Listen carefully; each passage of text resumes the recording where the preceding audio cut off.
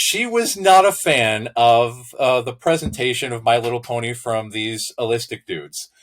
She collected every pony. She collected all the play sets. She played with the ponies. But in her world, the ponies were slightly different. She had the main six spelled M-A-N-E because puns. Welcome to the Autistic Culture podcast. Each episode, we dive deep into autistic contributions to society and culture by introducing you to some of the world's most famous and successful autistics in history. Before we get started, a quick disclaimer on how we use the word autistic.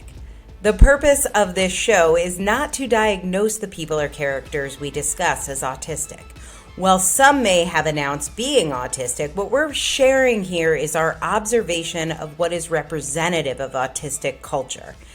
It can sometimes be difficult for autistic people to celebrate our natural tendencies and traits due to the perception of autism as a disorder that needs to be fixed, a long history of damaging medical interventions to try and get us to fit in with mainstream culture, and protective masking skills many of us have developed to try to stay safe. Whether you are autistic or just love someone who is, your hosts Dr. Angela Loria, the linguistic autistic, and licensed psychological practitioner Matt Lowry welcome you to take this time to be fully immersed in the language, values, traditions, norms, and identity of Autistica. Episode 18, Ponies Are Autistic. Hey, Angela. Hey, Matt, we're back. We are.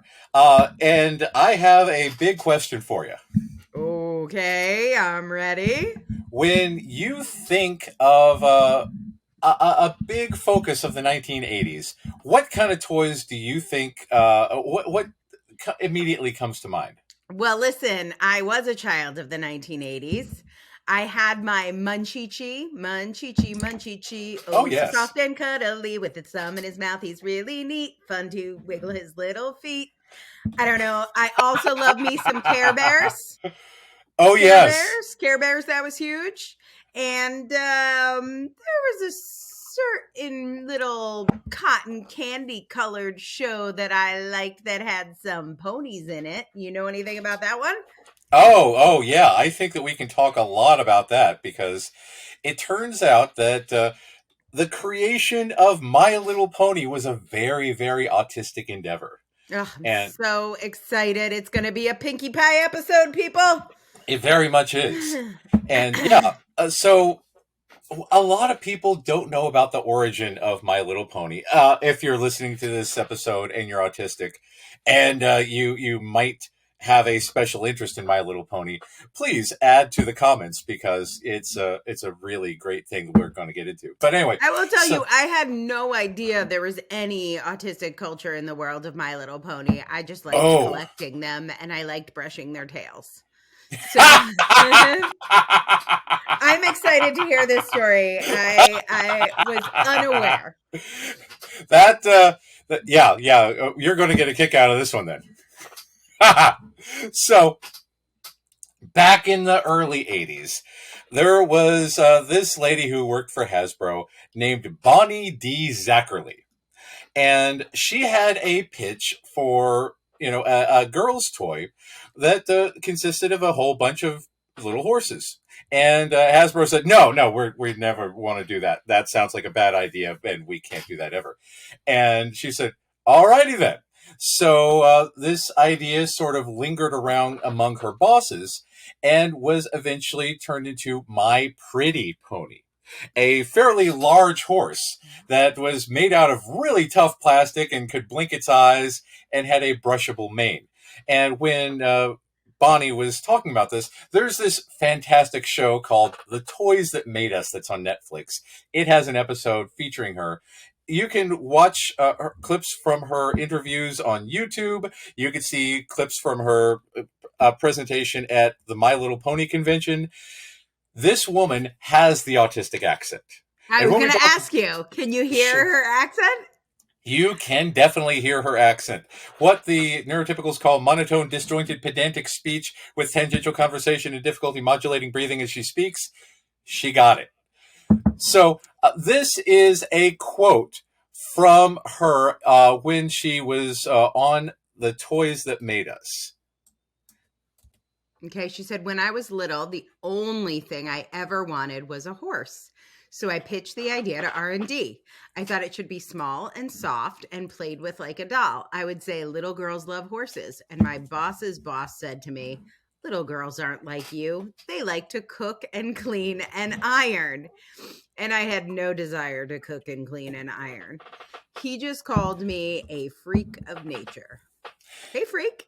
Yeah, yeah, and this is a big thing, especially when you see the autistic accent at play and how she was marginalized among her coworkers, especially because they said, "You are not a real girl. This is not what girls want. This is nothing like this. You are a freak of nature." I mean, holy crap. Girls That's just that's like to cook and clean. Give us an iron. That's how we play. exactly. And she wanted a horse that you could play with like a doll, including hair play, because she said that hair play is a core human and primate behavior because that's socialization, grooming each other. I want to pick the nits out of your little hair. Exactly. And that was a big thing about My Pretty Pony because when they eventually came back around to this idea and said, all right, make your toy, this was a big focus because you could have a mane and a tail, A mane two and sets tail. of hair. Yeah, And and it yeah, came. Some of the kits would come with a brush. Like you would get not just the pony, you would get the brush. It was the best, yeah, and and it that's the was thing. so smooth. You could just Yeah, touch it, and pretty bright colors. and that's a big thing because when they were coming up with accessories, including many brushes and hats and other hair play stuff, they got this designer named Kipra Nichols, who designed the play sets to have pony play and horse play. We'll go with that Horseplay, because as it were. pony play is something totally other, but horseplay. So anyway, this guy designed all the play sets, and he decided that he was going to add a dragon, Spike the Dragon. He came from a background in boys designs.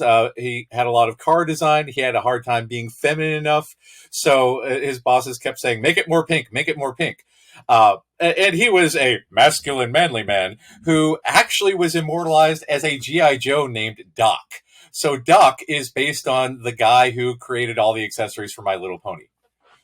So anyway, uh, uh, Bonnie Zachary was her bosses bounced around the idea, and eventually they came to a liking of it. And of course, they took credit for it because Yes, Bonnie that's could what. not.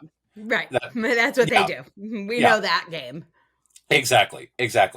So My Pretty Pony was adequate. It was a very large brown horse. It was sold to toddlers, and it did adequately well. But they really needed girls' toys because, again, back in the 80s, there were the big three: G.I. Joe, Transformers, and My Little Pony. They had G.I. Joe. Sisters, They had G.I. Bronies, Joe. yeah. Exactly. Exactly. And they needed a girl's toy to go along with it to cover all their bases. So they came back to My Pretty Pony and they said, you know what would be a great idea if we made it small, just like that one freak woman said. And they said, hey, Bonnie, could you take another look at this? And she said, come on, guys. So she went back to her original idea of making a small, soft, collectible horse because that's exactly what she wanted her entire life. Instead of having a doll, she wanted a horse. And she So I preferred, don't know what like I'm not up on Toy Break. This is Hasbro? Is this yes, Hasbro? Okay, because also at the time, this might have been a little before it, but I remember collecting strawberry shortcake and I don't know, blueberry thunder. I can't remember what her friend's name is, blueberry pork pie. I'm not sure. But they did not have the hair, so they were less good, but they each had a different color and they were little and I could carry them in my pocket. So I always yeah, had like strawberry shortcake and the blueberry one. So I don't know if that was another brand, but I always felt like maybe My Little Pony was like not competing with strawberry shortcake, but it was in that vein of like, let's have our version. And And that's it the had a thing. show. It wasn't very good. Strawberry shortcake, very neurotypical. But Yeah, yeah. they It smelled. That was the thing. You got a the dolls sensory and they experience. smelled. Oh, I just remembered the smell. It smelled like plastic, but plastic, sort of strawberry scented plastic. Yeah. Yeah. Strawberry Shortcake was part of those characters from Cleveland, and originally designed by a marketing firm for cards, along with Care Bears, part of the same batch.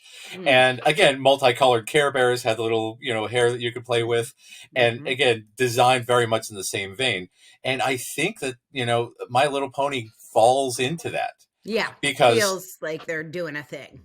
yeah, because Bonnie preferred nature-colored horses like Appaloosas and wanted brown Oh. and gray and spotted, and she had an encyclopedic knowledge of horses, as one Oh, does. this reminds me of our Pokemon episode. Instead of bugs, she was studying horses. Exactly, exactly.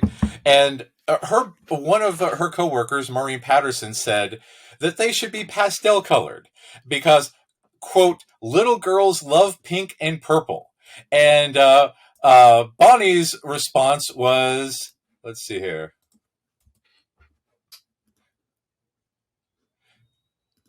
Get out of my office. She literally said, "Get out of my office. We are Yeah, not doing pastels." we are not doing pastels because that is an affront to ponies. Mm. But they eventually got her to do a test set with little girls, one set of natural colors and one set with pastels. You can guess which set won out. Yeah, if I was in the test, I would have gone pastel. Yeah, yeah. So, Sorry, Bonnie. I understand it's not. See, like, this is where a little bit of the tism comes in because that is not accurate. And there are so exactly. many beautiful pony flavors, also flavors, colors. Like, why can't we use the actual ones? Because it would be true. We can get a little, like, but I like the fantasy. Exactly. So she said, "You can't fight with what children want, but I would have played with it as a real horse." Yeah, yeah. Yeah, And I that's, get that's, that. I yeah. get that, Bonnie. I see you now, but my 7-year-old self is very grateful for Pinkie Pie. All the And colors. that's a big thing about the colors because it was said that once you added in the fantasy colors, you got the fantasy ponies. They all of a sudden went from being real little horses to fantasy horses that could talk and play and have adventures, and it opened the door to unicorns and pegasuses, pegasi, I'm not sure, seahorses. Pegasus, yeah, Yeah, seahorses. exactly. And that became the first six horses. She snuck in a gray horse in the first six horses because, of course she did. And she also came up with the quote rump designs because she wanted to put some designs on the horses' butts. And they later became known as cutie marks, a play on the word beauty mark. But the original term from the original creator is rump design. But Hmm. she got tired of being yanked around and treated poorly, and so she bailed when she got an offer from Parker Brothers Ah. right before My Little Pony hit shelves because she got no accolades, no credits, no raise, no nothing. And she went on to develop the iconic brand Nerfles, which lasted for 10 figures, which is unfortunate. They're little Nerf balls that have hats and clothes and other stuff. Bonnie? Yeah. Maybe no. Sorry. Stick with horses, Bonnie. That's your thing. That's your jam. Thanks for listening to the Autistic Culture Podcast. We'll be right back. When autistic people find a special interest, they go deep and have a lot of knowledge, even if they don't have that formal education background to go with it. If you want to capture your spin in a book, check out Angela's work at differencepress.com. Differencepress.com. And find out more about becoming an author and establishing your credibility with a book. So it became a phenomenon. Girls wanted to collect them all, as is the mantra of our people. It was a big, big thing for little girls, especially little autistic girls who wanted every pony, who wanted to learn their names, who wanted to learn their symbols. And a particular pony fanatic, who is a big, big pony collector, said this. It was my goal in life every year to get the whole line. Something about those little symbols on their butts just inspired me. And this was from a pony fanatic named Lauren Faust.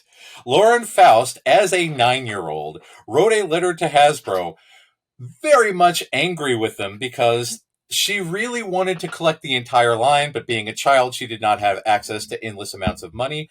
And she really wanted a pony named Bubbles, but she could not find Bubbles because the new line was out. So she bargained with Hasbro at the age of 9 that she would give Hasbro the idea for a new series of ponies if she could get a cut and Bubbles. So she Okay, drew go girl.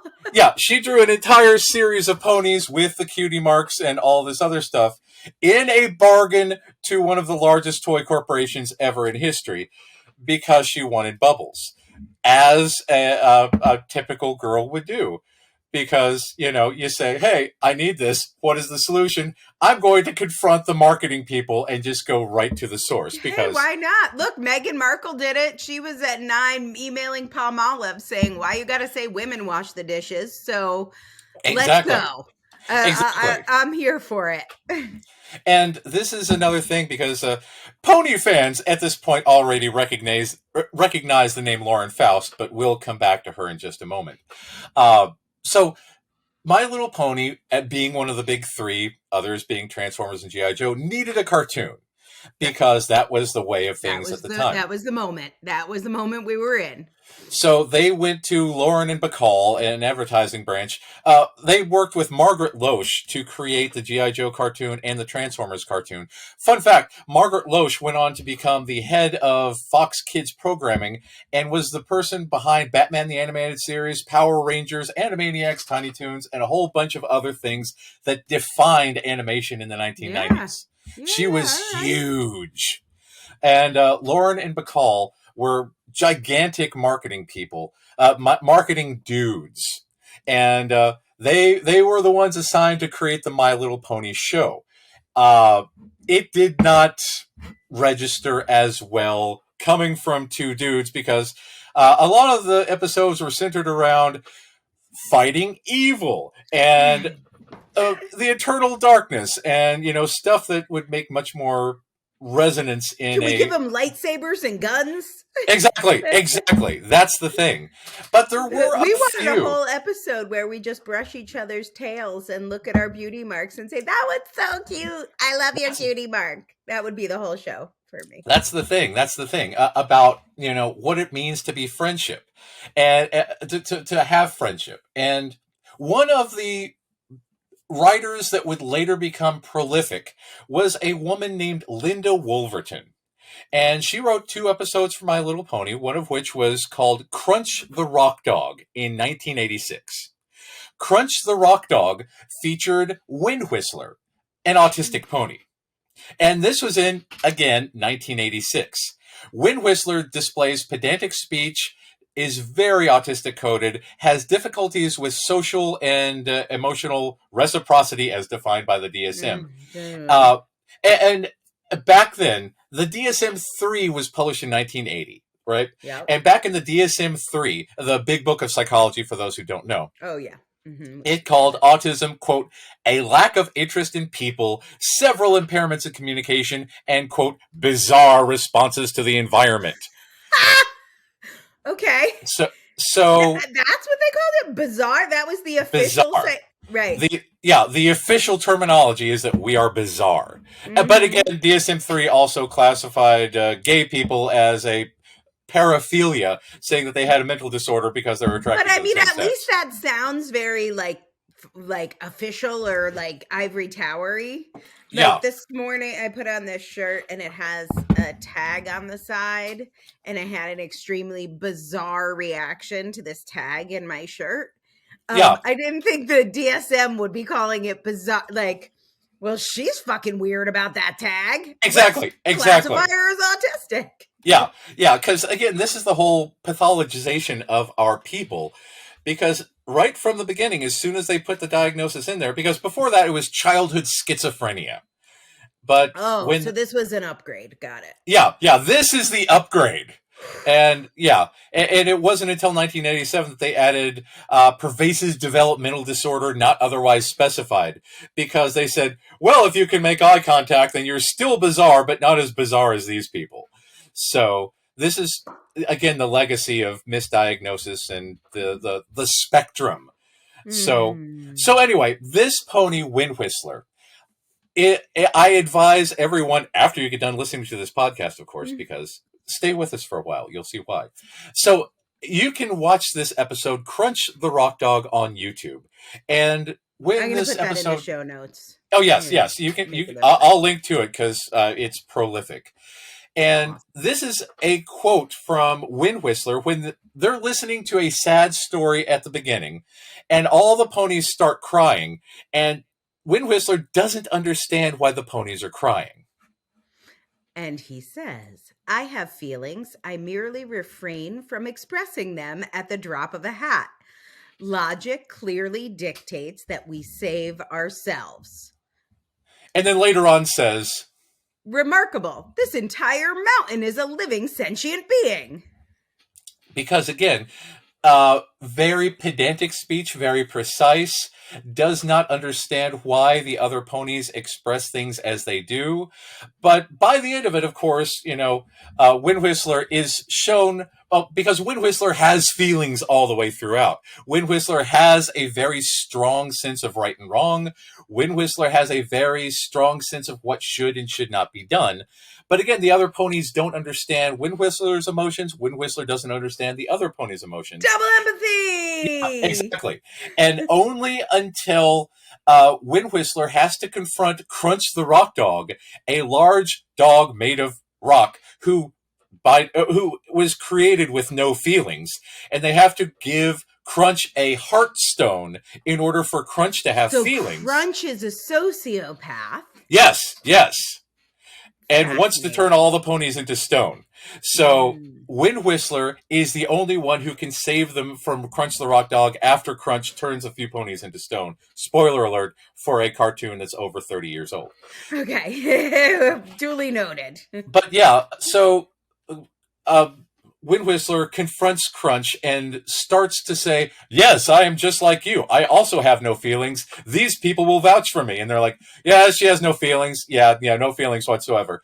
But she tricks Crunch into getting the Heartstone that gives him feelings because she does have feelings. And that's how the episode ends, that everyone learns that, she does in fact have feelings. Crunch has feelings. The living mountain has feelings. And just because it looks like we're made of stone doesn't mean that we are. Right. And Linda Wolverton was a prolific writer in 1980s and 1990s cartoons. She worked on just about everything. Rescue Rangers. Uh, One of the biggest ones that I know from my childhood was The Real Ghostbusters, where she wrote an episode about Drool the dog-faced goblin. And Okay. the Ghostbusters were called in to bust a ghost. They find Drool. They said, oh, clearly, what an ugly creature. We must bust it. And the whole point of the episode is that Drool looks ugly, but is actually a very good hearted goblin, and they should not bust the goblin. And the episode ends with the goblin fighting the evil ghost, and they actually had to trap both of them tragically. So now Drool is in the containment unit. But again, her big thing is ugly creatures have a good heart. And this came in handy later in her career with stuff that you might have heard of, because Disney was kicking around this movie in the late 80s, early 90s, and they had had several writers on it before, and they just could not crack the heart of the story. It is about this woman who is captured and falls for an enormous beast. So As you do. yeah, so Linda Wolverton was the writer for Beauty and the Beast, Wow. featuring Belle, an autistic coded woman who loves books. The villagers all sing about how weird she is, and then she falls As you for. know, you may, I don't know if we've talked about this, but Belle is like, she's my totem Disney character for all the Disney challenges. I am Belle. So That's the thing. That's the thing. Yeah, she is socially ignored. She does not fall for Gaston, who is gross. neurotypically. Yeah, because Gaston is physically attractive by all accounts, because everybody, including LeFaux, talks about how hot he is. And she says, no, I don't want any of that because you're gross. You wipe your feet on my books. What the hell? And she says, I really wanted to spend time with my books and my dad, as you do. And then, Mm. of course, she meets the Beast, realizes the Beast is actually a pretty chill dude. He just looks like a beast. So she falls for Yeah. the Beast because, again, Linda Wolverton's thing is that, bad looking things may not actually be bad, Mm-hmm. because they might just be pushed to the side. They might be marginalized. They might be mistreated by society. And therefore, you have to learn about them. And she later went on to add material to Mulan. She wrote The Lion King. She wrote Tim Burton's Oh. Alice in Wonderland movies. She wrote the Oh. Maleficent movies. And she wrote a remake of Clan of the Cave Bear in 2015. Wow. Okay. Linda Wolverton. Did not know that name, but I love her work. I've seen all of those things. Exactly, exactly. And again, she takes, because again, I've never met Linda Wolverton and I can't diagnose her, but a lot of her writing brings the autistic voice to the mainstream, Well, thank you especially for when you work with representing our autistic Johnny culture. Depp. Exactly. Yeah. So again, there's a lot of autistic representation at this point in My Little Pony. But they went through Generation 2, which was universally reviled because they tried to pretty up the ponies and make them, dare I say, sexy. They That's decided to, weird. instead of making the ponies horse shaped, they decided to make them long and sexy. And pony files hated it. Mm. Generation 3, Generation 3.5 came and went. And then Lauren Faust, that little 9-year old who wrote to Hasbro, came into the picture because by this time, Lauren Faust had been a big writer on the Powerpuff Girls and helped create Foster's Home for Imaginary Friends. And by Okay. this time, she had some clout. She had some writing. She had some animation. She wanted to get into the toy market because she always wanted to create toys. So she went to Hasbro and said, hey, would y'all like to see my toys? And they said, no, not at all. And she Oh. said, oh, well, that sucks. But they said, hey, as long as you're here, would you be interested in taking a look at My Little Pony? At which point her head exploded because she has been a My Little Pony fan since the old days. Right. But she was not a fan of the presentation of My Little Pony from these allistic dudes. Mm. She collected every pony. She collected all the play sets. She played with the ponies. But in her world, the ponies were slightly different. She had the main six spelled Mane because puns. Uh-huh. I feel Yeah, you, girl. her childhood characters, she referred to them as the butt symbols and rewrote their characters based on their, in her words, the butt symbols. So she created this brand new world called Equestria. She created this world for friendship is magic. The My Little Pony Mm. show that revolutionized everything. And again, a lot of this stuff was based on friendship. A lot of this stuff was based on magic and adventure. It kind of ignored the whole human thing because again, when it comes to Transformers and ponies, we don't need humans. We've got Right. ponies and we've got Transformers. That's the best part. You're a robot or you're a horse. Let's go with that.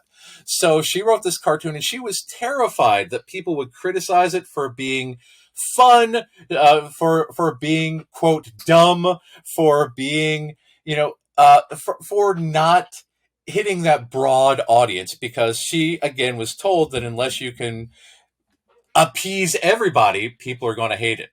But it turns out everyone loved it, including adult males. Especially adult males that may be autistic, called This is bronies. fascinating. Yeah, Bronies. bronies. Bronies became a huge, huge part of this. They started writing fan fiction about living in Equestria and being ponies. There were conventions now where people created My Little Pony cosplay, where you could be My Little Ponies. And this led to the fandom embracing being ponies and turned into a whole different thing called the Equestria Girls, which are a series of literal horse girls because it was the ponies reimagined as humans who went to school only they had pony ears and the pony colors, and they had skin tones of the ponies, and they had other So, characteristics of the so like, ponies. is this cosplay or is this furries or is this some cross between cosplay and furries? It seems All of like the we're in above. that. Okay, we're in this area. We're Yeah, in yeah. this genre. Yes, Let's yes. dress up like animals, but also let's dress up like characters we love. I got you. Exactly, because the fandom took off and everybody wanted to be a part of this because Lauren Faust created a world that people wanted to be in all over again. And while we have these elements of, My Little Pony from back in the day that, obviously resonated with a big audience, it was nothing like Lauren Faust's version because she knew exactly what the pony audience wanted, and this became a big thing. And then the Equestria girls became literal horse girls. And of course, the term horse girls is oh man, what is the word?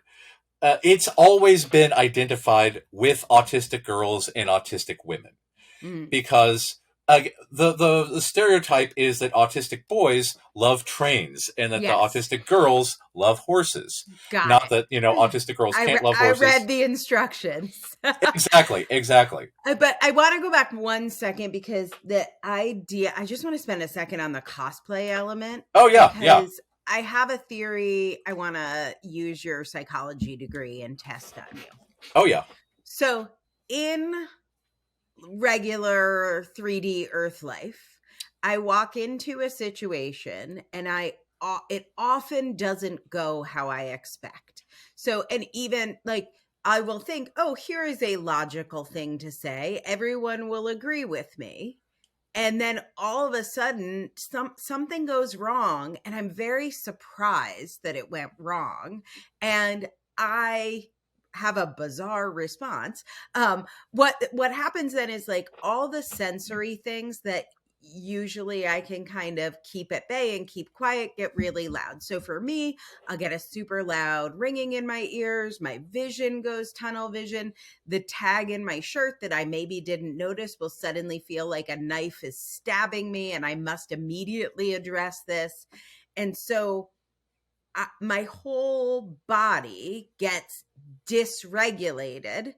And then I usually do something even more stupid, which, like anyone, like imagine just after you stub your toe that you are not at your best. You're probably not going to be like your most diplomatic and strategic because you're just like, ow, ow, ow, fuck, jeez, and then you spill your coffee and then you spill it on someone and then they hate you and then you're apologizing, but you apologize too much. And it's like everything just goes wrong. And this happens, with some frequency. And by Yeah. the way, every time I'm surprised, but it still happens with some frequency. So I think when people think about furries or cosplay or being inside this world, they're like, especially if you're realistic, you're like, why would you want to dress up? Like maybe if it was Halloween. But for me, the experience, I've never been that into cosplay, but I do have a version of it with one of my special interests is a band called Crowded House. And when I'm with the Uber fans, my Crowdy fans, when I'm in that world, everything is sort of regulated. So if Yeah. we're in this world of My Little Pony and I'm dressed up and you're dressed up, we're agreeing. We're in like, and I don't know if you've ever watched, not you, but the listener. If you watch, like the music is nice, hearts are flying out of people's asses. There's like not a lot of misunderstanding. And if there is, it's rectified in 19 minutes. And so it's not about the dressing up. It's not about the dressing up. But to me, my theory, here's where I want to hear your doctor words. But my theory is it's about regulation. When I'm in that world, I don't have tunnel vision ringing in my ears, my shirt poking me like a knife. It's a regulating space when I'm there. So, what do you think of my theory? I think that that's a big part of it. So cosplay. I love cosplay, It is an interaction of art, of dedication, of special interests, because in order to do cosplay well, you have to do a lot of research into the materials you want. You have to do a The lot of research details. into the characters. It's all about the details. Yeah. I There is this group, this duo called the Cowbutt Crunchies, and I Hmm. really believe that they might be one of us, but Hmm. yeah, but anyway, you have to put a lot of work into this, and the only reason you put a lot of work into it is because you love the characters. And I have always said that autistic relationships are based on the three F's: friends, family, and fictional characters. Because we find these characters that we love, that we relate to, that we identify with. We can research the characters. We can know everything that there is to know about the characters. We write fanfic about the characters. We download parts of the characters into ourselves, and those become who we are. Identity. Yeah, that's part of Yeah. identity. And this is a big part about the whole regulation stuff, because if you have this roadmap, if you have these infallible role models, because again, humans will let us down. Humans are real, humans have Uh-huh. foibles. I dare you to be let down by Optimus Prime or Yoda or Twilight Sparkle, Or My Little because Pony. exactly, Right. because these are infallible. They might make mistakes, but they learn lessons and become better from them, and that teaches us how to be better. And that's And the there's thing about, somewhat of a formula, like with the show or with like a Sherlock Holmes book, or like you know how it's gonna go. At the end of 19 minutes, shit's not gonna go haywire. yeah, It's or 30 minutes, however long the shows are, whatever. But like I a lot of times when there's a show that I know, I will track the time and sort of guess what's gonna happen. And I know I'm like, well, there's 2 minutes left, so it's obviously going to resolve. We yeah. don't have to worry about this thing because of the time. Yeah, So, and that's the thing with it, because you know that your heroes are always going to save the day, that the heroes are going to be in danger, but they'll pull through. With the notable exception of Transformers the movie in 1986, when Lauren and Bacall decided to kill Optimus Prime because he was old product and they needed new product, which traumatized a generation of kids who love Transformers, and they realized, let's never ever do that again. right. So, but yeah, Yeah. this is the thing about understanding us and who we relate to and how we relate, And there's because also the flow stuff too. Like when you're making your costume or picking out your costume or shopping, you're losing track of time. You're in the flow. You're in autistic joy when you get one of the details right and a plan comes together. So all of those regulating things are happening even in the process of planning for it. Like when you get yeah. the date and you see it on your calendar, that alone can be regulating. But that's the thing. We need co-regulation, Mm, because that's a big thing about autistic people, is that we get so overwhelmed with our emotions. We get so into our own brains because of our monotropic focus. We often lose the ability to regulate ourselves, because we are so intense into this. Intensity is the name of the game for autistic people. That's why we need these role models. That's why we need these characters. That's why we need other autistic people. But that's also why equestrian therapy, hippotherapy, because hmm. fun fact, hippos are related to horses. Did Uh, not know that. Okay. but this is why equestrian therapy is very, very good for autistic people, because of the co regulation. So, this is a quote from a noted autistic person and horse enthusiast, Temple Grandin. Oh, yes. Okay. Temple says animals and autistic people don't see their ideas of things, they see the actual things themselves. So I didn't know so this book is Animals in Translation. Yeah, She's talk animal for us. Temple Grandin, and I will preface this by saying a lot of Temple Grandin's work is very ableist, because she Oh, grew up in a right, right. period where there is a lot of internalized ableism, because people called her everything that they called Linda Wolverton and Bonnie Zachary and everything else. But she now works her primary area of research. She is a doctor who studies animal cognition, and but anyway, the important part is that she's also said these things. The brain of the horse is very specific. If a horse gets a fear memory, it's stored as a picture, a sound, or a feel. It could be a smell, but not usually. A real common thing is feeling like bucking when you change gaits. Interesting. A saddle feels different at each gait and creates a different feeling picture in the brain. And then she continues, the way the brain works is that the fear memories can never be erased. You train the horse to close the file on the fear memory, but you cannot delete it off the horse's hard drive. You have some of the same problems with autistic children, especially if they're nonverbal. Let's say a fire alarm went off and it hurt the child's ears. Now you can't get him into a room where he sees a fire alarm. He sees the little red box and starts screaming. And again, Temple Grandin is a prolific researcher in autism. Temple Grandin is one of the first autistic women to speak out about, being autistic. Fun fact, one of the school psychologists I once worked with told me to my face that she will never read my reports because, quote, girls can't be autistic. So I very much point to Temple Grandin on that. Yeah. Tell So, Temple.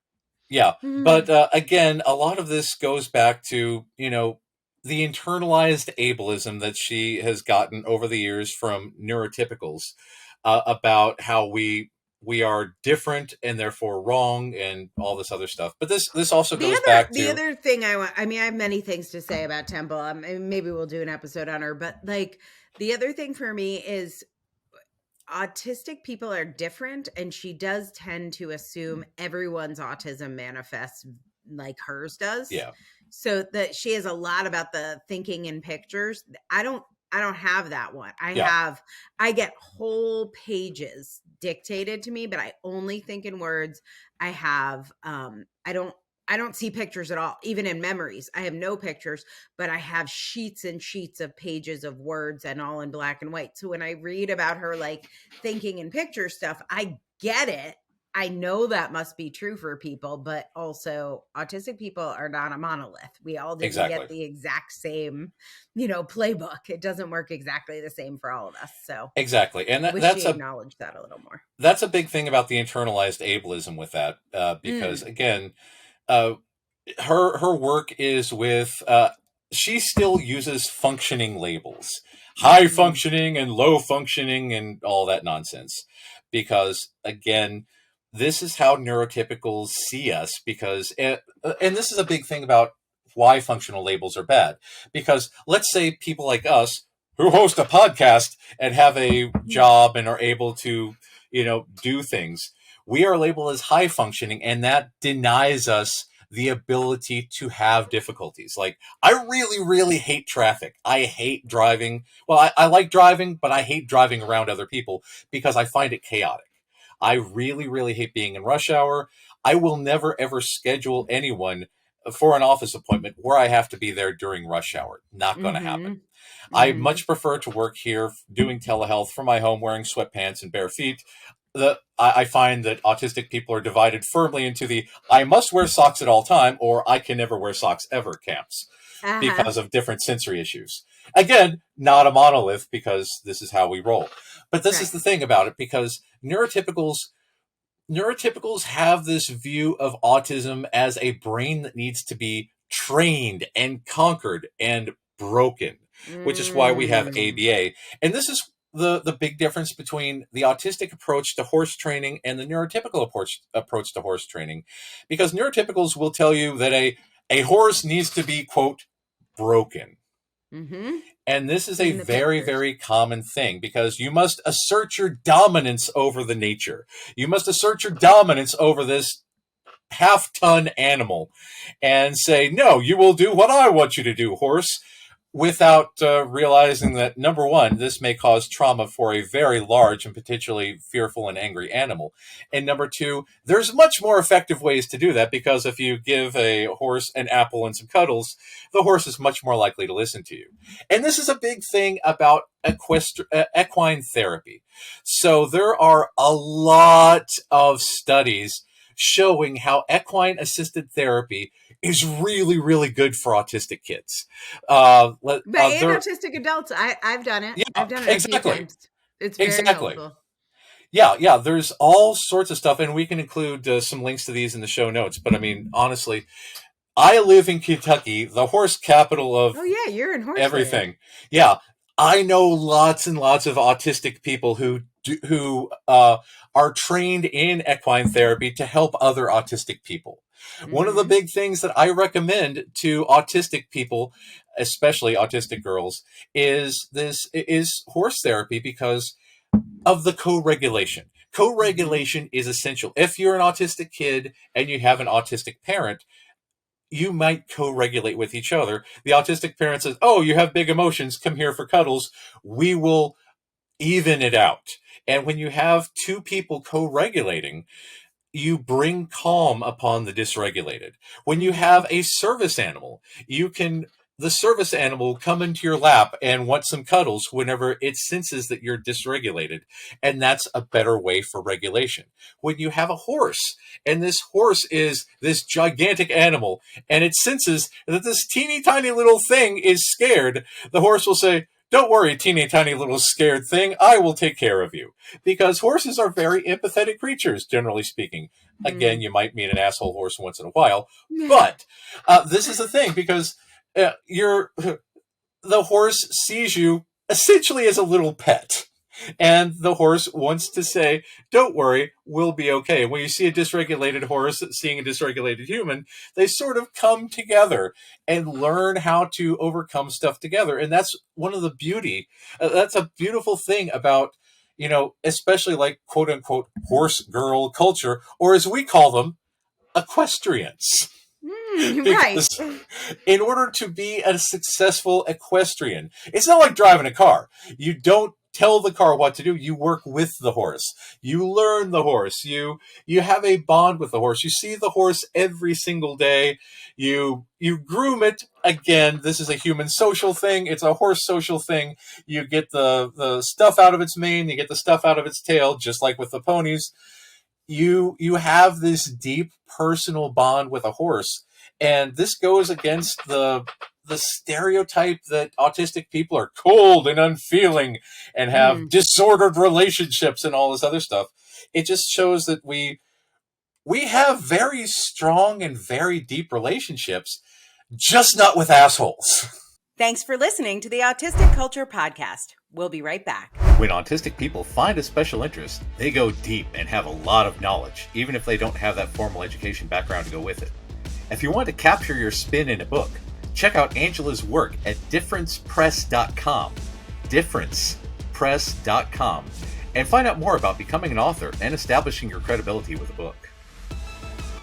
If you want to have a strong and meaningful relationship with us, you have to be willing to work on our level. You have to up your standards for what a relationship means and get deep and to get really, really hardcore with it so that we can regulate with you, so that we can share stuff with you, so that we can do this kind of stuff. And this is where, the ponies and equestrians and all this stuff come into play, because sometimes it's easier to do that with an animal than with a human, because humans don't understand us, but animals do. We are So very, I, yeah. I want to share a little about my experience with horse therapy, which was I describe my first experience with horses as a year of therapy in, I don't know, 8 hours, whatever it was, Oh, yeah. 2 days.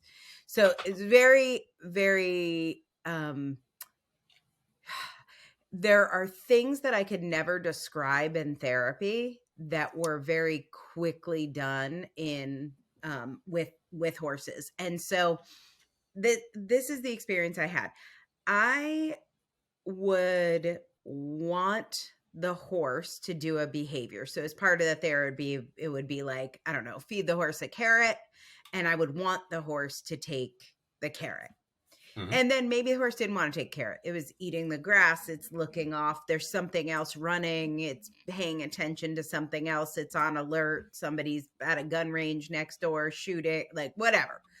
And so I had this physical feeling in my body of like wanting, like I want the horse to do this, like wanting, needing, and kind of pushing the horse. And that you mentioned they're half ton. You can't like force the horse to do something because they're bigger than you. You can, I mean, I guess you could. I could like beat the horse to take the carrot, but like you didn't have that option. So you have to develop a relationship with the horse so the horse feels safe with you and wants the carrot, wants to connect with you, wants to not worry about the gun range next door, whatever's going on.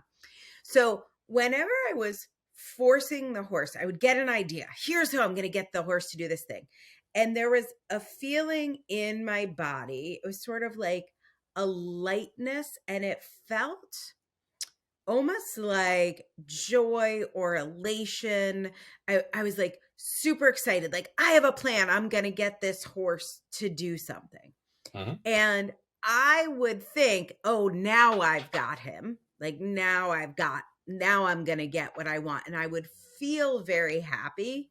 And it would consistently, I could like repeat this in the therapy session. It would not work. Yeah. It would not work. And the horse would just walk away. Like, it would not work.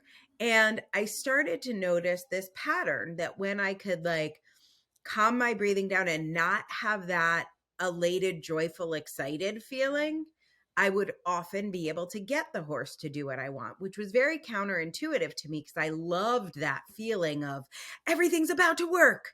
Like, it felt really positive to me, but it actually was not working for the horse. It was like, this lady's kind of tweaky. Like, why so much pressure? It's just a fucking carrot, lady. And if I was just like, got a carrot, and if I could be chill, the horse would be into my thing. And then I started noticing right before I got that elated feeling, I would get a tightness in my hamstrings. It was the pre-elated feeling. And now this is not the symptom for other people, but now when I get that tightness in my hamstrings, which happens right before I'm going to have like a little bit of a freak out, when I get that tightness in my hamstrings, I can take a few deep breaths, regulate myself, and I'm much more likely to get what I want from a client, my husband, the team. Because when I get really excited and start explaining all the ways that we have to do things, and then there's a whole plan and there's a system, and then we're going to do this, other people don't want to do it. They don't want to get on board. And I know when I get that feeling in my hamstrings, other people do not want to hear the details. All the details that are super important to me that I have 3,261 of, and I can tell them how everything's connected. No one wants to fucking hear it, Angela. And it is not going to get you the outcome you want.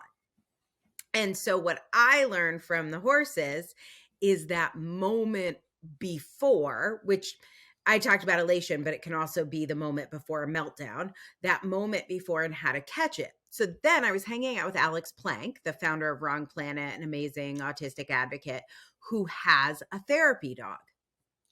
And that same moment, which for me, I identify as this tightness in my hamstrings, when Alex is at that moment, his therapy dog goes like this to his knee, just right before. And I watched Alex do the exact same thing I did to like chill himself out. Just like, right now, where you're going, other people are not going to love this, Alex. And you wouldn't know it. Like, his dog's amazing, but it just looked like, I don't know, maybe he wants to go out. Like, it's very non-obtrusive. If we were in a business meeting and Alex's dog did that, you'd never know. But I watched Alex completely shift and like, and so anyway, I wanted to share that because there is horse cuddles, but it's not just about the cuddles. It's about what we can learn from animals that like words. Like, somebody in therapy could have told Alex, hey, when you're feeling this way, then before you're feeling this way, how do you feel? It's very hard to track. I think that's why we relate to animals, because we vibe with them, and there's no human verbal language that sufficiently describes the vibe that you get from an animal. Especially, I don't know if I'm using this term right, but alexithymia, is that when you can't Yes. describe? I got that, whatever that is. It's Yeah. like, how do you feel? I don't fucking know. Ask me any other question. Yeah. It's like the whole brain gets erased when somebody asks me how I feel. Yeah. How are you? If you ever want me to ghost you on text, email me, how are you? Yeah. Yeah. I got And nothing, bud. yeah.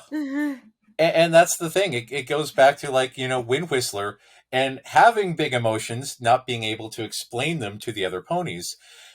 This is the way of our people, and this is why we relate so well to animals, and this is why we are animal centric and horse centric and dragon centric. And Yay! yeah, this is why we work so well with them, because this is how we express ourselves. Yeah.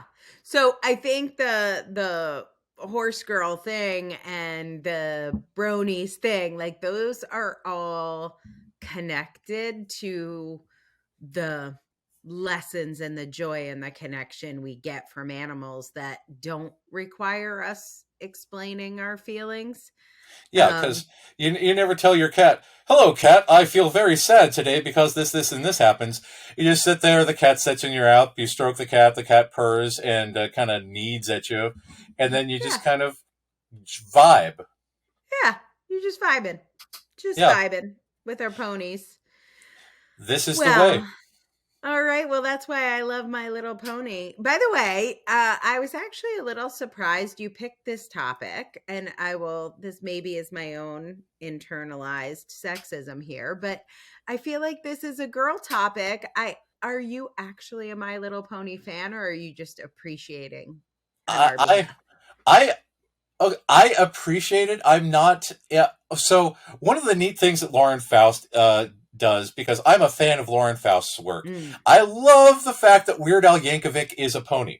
I love the fact that John Delancey Q is Discord in Friendship is Magic. There are so many other elements of a fandom that are brought into that. They've actually made My Little Pony Power Rangers, My Little Pony Ghostbusters, My Little Pony Optimus Prime. I have all three of those. I But did I am, not know any of this. yeah, there is a huge fandom overlap with this, and again, being a Transformer fan, there was very, very nearly a BotCon, the Transformer convention, exclusive transforming My Little Pony that turned from a unicorn into a robot, but all of a sudden people freaked out because they said, no, no, we can't possibly do that. But it would have been awesome. So I love researching, and I love seeing the origins behind things. And I have a big appreciation for the world of My Little Pony as somewhat of an outsider. But again, that's why I like the comments. If you are a genuine pony fanatic and I have misquoted or misrepresentative of the fandom, please join in and tell us about your own experiences. Right. Share with us. We love to see your comments. And if you have other My Little Pony fans in your world, please share this episode with them. It helps us get the word out about the show and find other people like you. So, But speaking yeah. of sharing, what is your favorite part about being autistic this week, Angela? Okay, I have a story for you. It's a follow up. So, a couple episodes ago, we talked about how I was invited to be on a board. And I was like, oh, I don't want to, this never goes well. Me in groups doesn't go well. Anyway, the ball dropped on that, which I was happy to let go. And then it circled back around this week. And I got asked again to be on this board. And I wrote back and I said, listen, I know you guys want me to be on this board. I would love to be on this board, but I really want to share with you why I do not think it is going to help you accomplish your goals. Like, I'll work in the background, I will help in any way I can, but I don't think me doing this will be better. So they're like, we have a lot of log jams. We want you. So I wrote, I'm really flattered and I'd love to help, but I am a super confrontational person and I don't tend to make log jams better. This is not negative self talk. I think I'm amazing, but I know as an autistic person moving through a neurotypical world, I don't do well with committees. I just don't suffer fools easily. I don't play the long game, and I am the least diplomatic person I know. I am not sure how much you know about autism, but we are known for our bluntness and tend to be highly disliked. On the Ocean psychological test, my likability is 13%, meaning 87% of people are more likable than me. I am incredibly likely to do more harm than good in any sort of forward facing role. I am your classic egg breaker. All that said, I recognize I'm incredibly smart, an out of the box thinker, a doer, a problem solver, and about 3,000 times more faster and efficient than most holistic humans. But I know my strengths and I really don't want to cause problems. If you still think it's a good idea, I am not opposed to the work or the effort. I just want you to think through the fact that 100% of the time, I win the Does Not Play Well in Sandbox award. So my gut says this is a terrible idea, but I am touched and delighted to be asked. And I would love to take a more active behind the scenes role where I'm less likely to cause problems. Yeah. So I'll wait until you hear the next step of the story. So I felt really good about this because one of the reasons why I often don't respond is like I love being asked and I'm really flattered and I really want to say yes. But then historically, every time I've said yes, it's a fucking disaster. And so I'm like, I should just say no, but I want to say yes. And then I get trapped in this yes, no, and then I ghost people. So I didn't want to ghost. I'm like, my word of the year is unmask for 2023. And so I'm like, let me just say all the things. I want to do it, but you probably don't want me to. Maybe there's some other win-win we could find if I'm just honest about the truth of who I am. And none of this is negative. Like, I think I'm amazing. I'm just not awesome on committees. I'm also not great at cooking dinner. Like, doesn't make me a bad person. So just get an air fryer. Yeah. right. I love an air fryer. So let me read you what he wrote me back. He said, Angela, this is precisely why we thought you would be a great fit. From the beginning, you were the first person who is not afraid to speak up and make your view known. This is what the board needs. A problem solver is what we need right now. And we sincerely hope you will be willing to trust that the board will respect you for who you are. I like that. We're going to spend. So I don't know if that's true and I don't know if I'm going to do it, but I was like, what an interesting response. Cause I was not subtle. Like I did not hold that. I provided all of the information, including my ocean score. Like there was quantitative and qualitative data there. So I was like, this is, I still don't think it's a fit for me because I don't think they really know that I meant it, because I think holistics don't really say stuff like that and mean it. So I still think it's not a fit, but it was just a very different response than the response I get when I ghost people, which usually leads to not being asked. I get really mad about not being asked. I've done a lot of therapy on this, and the therapy always comes down to like, well, what would you say if they asked you? And my answer is I would say no. And then they're like, well, that's why you're not getting asked. And that does make a certain sort of sense, but I feel really lonely and sad that I don't get asked. It's like one of my like big therapy things. Like no one ever asked me to do anything. No one ever asked me. And so I'm like, okay, it's not that I don't get asked. It's that I either ghost people or I say no, or I put off some don't ask me vibe. So anyway, went a different way today. And we'll see how that all evolves. That's my story for you. I like that. I like that a lot. I especially like that you put yourself out there, and I hope that they mean it. But again, I well know that other people, holistics, don't understand the intensity that they're signing up for. So Right. Also, this is one person, so even if he wants it, it's a committee, and been I've there, done that. been there, done that. I've been through this rodeo.